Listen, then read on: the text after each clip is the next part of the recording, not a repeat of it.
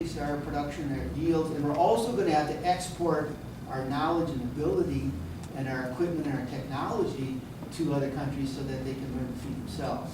There's not a lot more land in the United States. No, well, there's not a lot more land anywhere in the world, nor is there more water.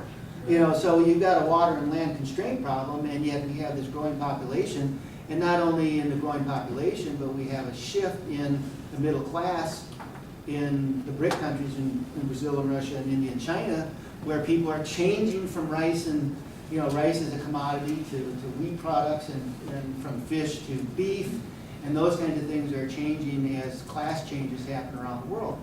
And, you know, we sit here and talk about saying, well, how are we going to get support for farmers and ranchers? How are we going to get the program in that keeps them in business? And I think it's becoming increasingly important in the global marketplace today that we develop programs that support agriculture, and that we send people to Washington that understand that food doesn't come from the supermarket, that we need to support the only sector in our economy that has positive trade balance, and the sector that really is going to be increasingly important in government-to-government relations and nutrition and in fact safety and peace in the world as we move forward, because food is just such a huge issue. And so I applaud you for what you do. I think we have this, you know, it's very important that we craft public policy that generates a private market-based approach to allow a support system for the farm and ranch community. And you know, all of your effort and your experience, I think, don't discount your influence on that policy-making effort, because it's roundtables like this where you put the ideas on the tables, and if you send folks off to Washington to represent us that have the knowledge that's here, it's influential in our policy and it's influential in the global policy as American ranchers and farmers step up and show the rest of the world how to do it. You know, it's funny you say that, because you put it that way. In a couple of interviews this morning, I was thinking about my observations over the decades of ag policy, farm policy.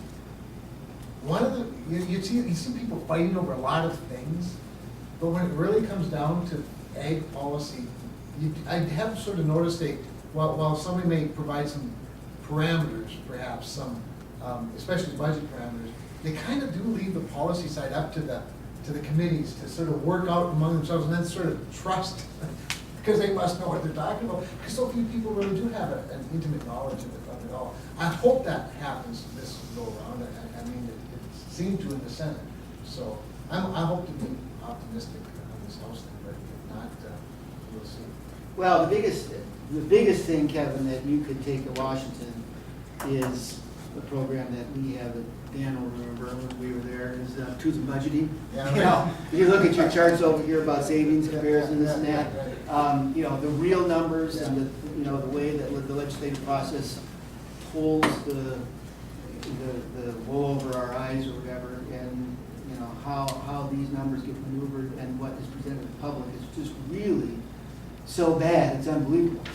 And if we just had some voices out there that say, this is what it really costs, this is what it really is, this is the real impact on our economy and our tax and our checkbooks, sure. That one thing in the agriculture policy and everything else could make a huge difference. Yeah, great point. How could I forget? Truth in budgeting. He was a joy to work for, most of the time, really. Unless there's something else really burning on somebody, I think we'll bring this to an end, because again, you've been so kind and generous with your time, and it's important to me. It helps me not only as a candidate, but as a public servant. I think it does just what it says. Dialogue. It's always good. It's always beneficial. Our ag community, agribusiness, and all the services that are provided, they have a lot of insight, and they have their finger on the pulse of what's going on in their particular area and their particular profession and those commodities. And it's so important that we tap that we get to visit, have that dialogue, that conversation, because we really need so much more on a personal and professional manner that we don't get anyplace else. That's why it's just great representing and serving this industry and manufacturing, and then having a feel and flavor for energy also. All right, thank you all very much. Thank you.